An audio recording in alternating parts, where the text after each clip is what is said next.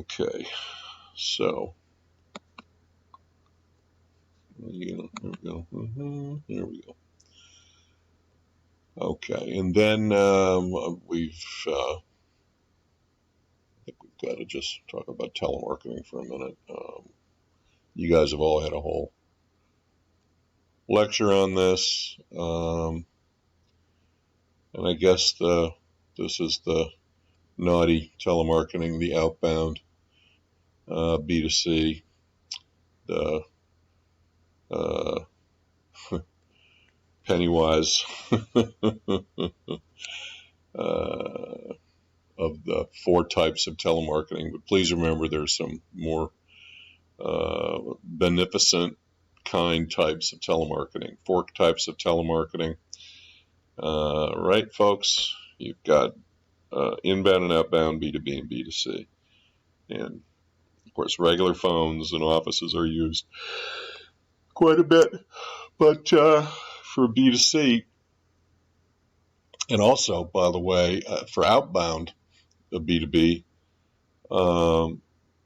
you're usually not calling, this is interesting, I just hadn't thought of that before, you're usually not calling the cell phone numbers of not of the prospects. That's considered no-no. It's really being pushy into the private live. You call the office number and leave messages on the office number, and you don't text and you don't do anything with the mobile unless the person leaves the mobile number on their voicemail at the office number and you have something kind of urgent to talk about that you think they're really going to like. But boy, you've got to be careful when you do an outbound B2B and prospecting to a mobile. But let's face it, mobile phones are involved in all 4 kinds of telemarketing. Okay, this is just information about some of the laws about the Pennywise bad kind of B2C outbound. Okay. There's programmatic buying for mobile, just as there is, of course, for desktop. And you'll see more and more programmatic dollars going into mobile because it is such a large growth area. So please be aware of that. And you remember programmatic buying is when the computer is set up with parameters to make buys and bids on a CPM basis across websites that will accept their ads, banners or videos, whatever the case may be. The website that wants programmatic business lets the players know it's available, and they bid and place the ads in different places. You won't see too much of it with Facebook and Google and big apps like that and Instagram, but you will see it with smaller players that need the business because remember, programmatic is normally going to be a very cheap CPM. Another trend/issue to bring up is this mobile video impression and just overall mobile impressions. I would say that a mobile viewable ad impression is 2 continuous seconds of the video ad is played, meeting the same pixel requirement necessary for a mobile viewable ad. So 50% of the ad's pixels are in focus, fully downloaded, opened, and initialized applications, or in the viewable space of the device. So it's not much. Okay, it's a very minimal impression. I believe there is an area of advertiser dissatisfaction here, and this is one reason why you see big players like the Procter & Gamble, etc., pull dollars away from online ads. The measurement is subject to very minimal impression requirements, and then you have the fraud, etc. issues as well. Don't forget, there's plenty of fraud and click bots and things like that in mobile, just as much as there is in desktop. Some of the properties of a mobile smartphone, we're kind of wrapping things up and pulling things together now in terms of kind of where we come out in terms of the value of this advertising. And mobile smartphones are very small, very small. The viewable area is small. They are portable. This is particularly versus a desktop. Portable. Magazines portable too, but they're portable.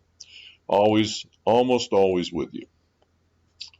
Even in restrooms, where you can, many people even go on the phone in the, open their phone and look at things when they're in the restroom. As we know, I'm sure. It's a phone. Okay, it's not just a computer.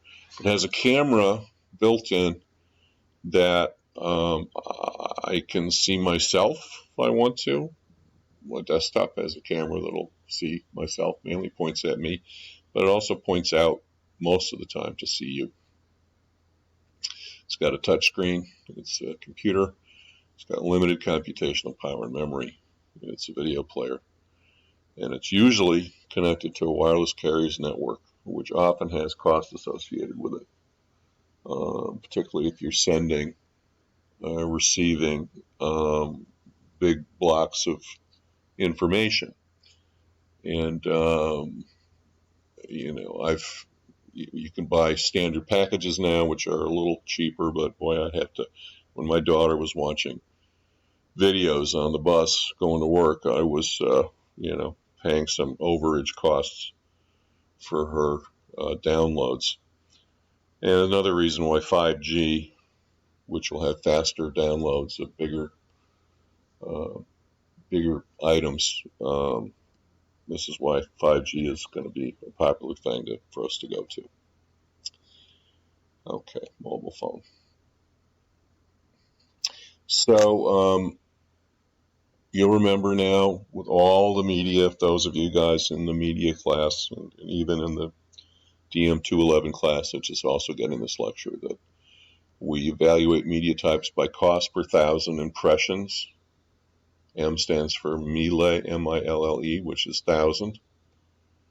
And we also differentiate by the quality of the impression. Impression, one person seeing one ad one time. Measurability is another one. On a CPM basis, mobile's in the green there. Mobile tends to have a pretty low CPM, which is why we saw so much discussion of some of the articles we looked at of being able to charge a higher CPM for rich media and certain kinds of video. That's why mobile wants to go there. Quality of impression, sight, sound, motion. What do we have with mobile? Well, yes, we have it. Depth of sale, time spent with the ad. Well, yeah, if it catches our attention and manages to pull us in, which is a bit of a trick with a mobile device, but yeah. Avoidability, it's very avoidable, more so than TV. Impact, I would say, is an issue because of the size. And I just want to talk for a second about size. Because really, I kind of look at mobile, trying to deliver a little tiny video on a mobile phone it's a challenge. Something that'll involve you in the story and everything else, particularly in the vertical configuration of the phone. And what else does it make me think of? It makes me think of miniature portraiture, which was a thing in the Elizabethan time. These were 2 inches wide, and look at all the detail the artists got in. And miniature portraits were done right up till Jefferson's time. I know Thomas Jefferson, in fact, supposedly had an affair with a woman in France who was a famous miniature portrait artist, painter. And, it also makes me think of, in terms of trying to accomplish so much in such a small space, it somehow makes me think of these things that are carved out of ivory.